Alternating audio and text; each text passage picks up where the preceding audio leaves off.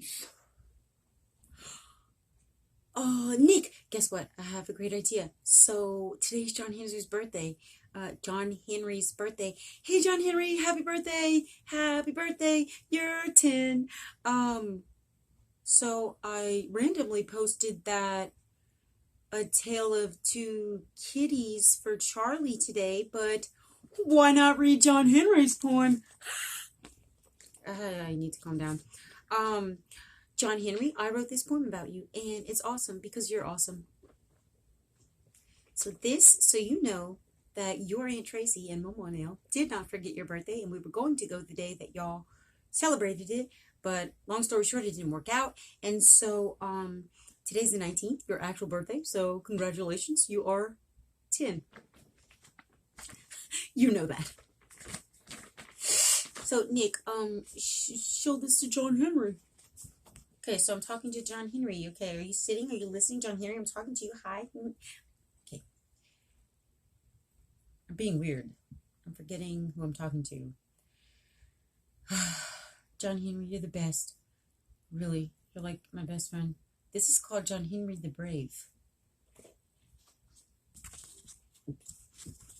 And that's your name in cursive. Okay. John Henry the Brave. So much is there to say of John, for he was even born a thief.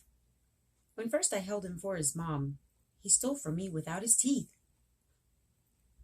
To this very day it's still unknown just how on earth he did this, 'cause since the day they brought him home, my heart he still has with him. I should have practiced this. But even so, it's his to keep, since all... I gotta start over.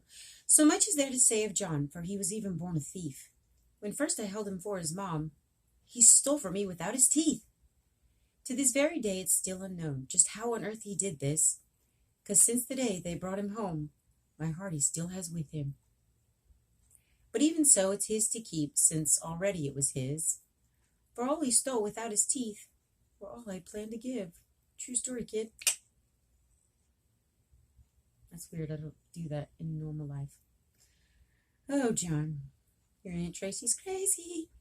Fast forward now to later years when John grew teeth and tall. One night when punished in his tears would cause my own to fall. You don't know about this, but I'll tell you later.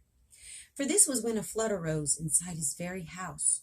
So much so in rows of boats they had to float him out. And all the while without his home for days and weeks and months. John Henry still went on with hope, with nothing like a monk. His sense of humor served him well, for as soon as all would gather, when all the children's laughter fell, his jokes were all it's after. 'Cause, well, that's John and who he is, and just how God has made him. In fact, it is precisely this I find him most amazing. And while, yes, of course, he's lots of fun, there's more to John than someone friendly. For if I could ever have a son, I wouldn't mind one like John Henry. True story. You see, to me, not only nephew, he is someone I admire. As for certain I can bet you, he'll set the world on fire. And though he may not understand, yet in fullness all I mean, I know one day a man these lines he'll read between. For signs already speak just how God has shown him favor, as his name in Latin reads, the Hebrew God is gracious.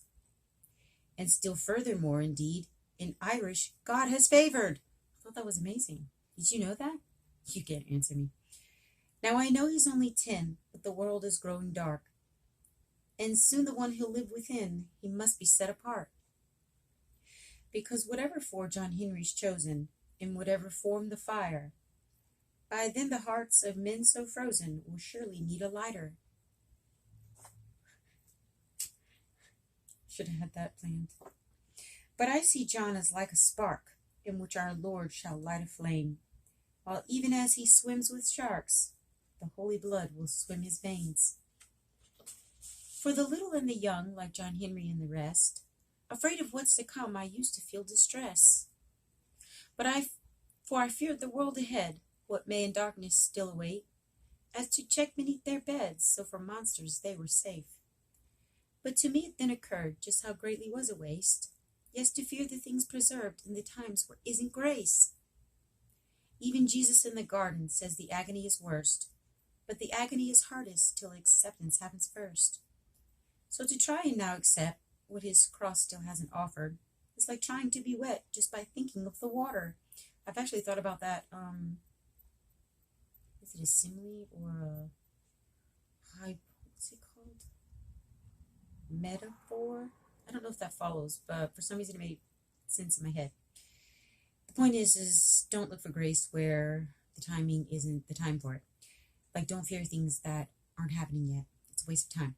So the reason I no longer for John Henry fear the dark is because I know will stronger be in his the sacred heart, that wherever goes his feet and where they land in every step, for the blood his heart shall beat, so a fire will be met.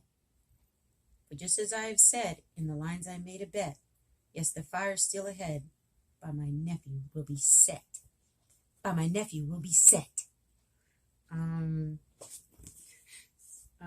So that's it, because I don't know if you'll understand any of that, but the important thing to remember, John Henry, is that God has an enormous, amazing, beautiful plan for your life, and it will be hard and fun and happy and exciting and sad and scary and everything in between, but the Holy Mother of God will be with you the whole way, and you're just very special to me, and you're special. I don't know why I look like I'm angry, but you're very special to me, and